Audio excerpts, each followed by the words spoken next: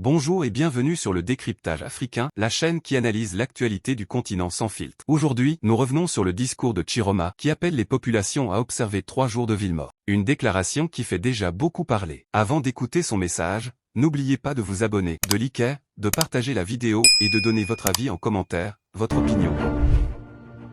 Camerounaises, Camerounais, mes chers compatriotes, depuis la proclamation des résultats tronqués, arrachés à la vérité des urnes par le Conseil constitutionnel, notre pays traverse une tension inédite. Une fois encore, la volonté du peuple a été confisquée, la souveraineté populaire piétinée. Mais cette fois, le peuple s'est levé, debout, digne, courageux. Il dit non à la confiscation du pouvoir. Dans toutes les régions, du nord au sud, de l'est à l'ouest, les Camerounais se sont exprimés pacifiquement avec la seule arme que leur accorde la Constitution, leur voix. Et pourtant, cette voix a été accueillie par le fracas des armes. Des balles réelles ont répondu au chant de liberté. Nos parents, nos enfants ont été fauchés dans la fleur de l'âge et les marches pacifiques ont été transformées en répression aveugle avec des délits de faciès. Aujourd'hui, le bilan provisoire est lourd. Arrestations arbitraires des leaders politiques, d'acteurs de la société civile, de créateurs de contenu et de milliers de manifestants, des centaines de morts et de blessés, des familles entières plongées dans le deuil, rappelant les épisodes traumatisants de 1984.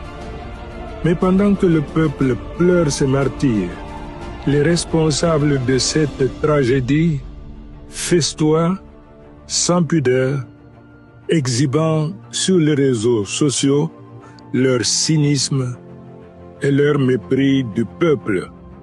Dans une vidéo rendue virale, le président du Conseil constitutionnel lui-même, dans l'ivresse du champagne, s'est vanté d'avoir assuré la victoire du président sortant.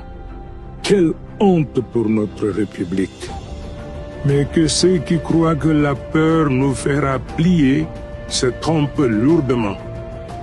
Un peuple qui a perdu la peur est un peuple invincible. Camerounaises, Camerounais, malgré ce climat de terreur orchestré pour nous faire reculer, nous n'allons pas céder.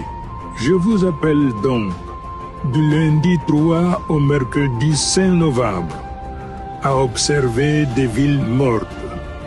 Que le pays tout entier se fige pour que le monde entier sache que nous résistons et que nous ne céderons pas.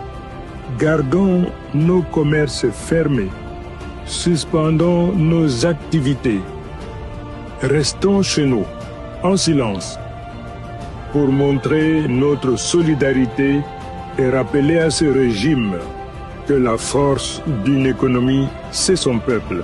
Et ce peuple ne le reconnaît plus comme son leader.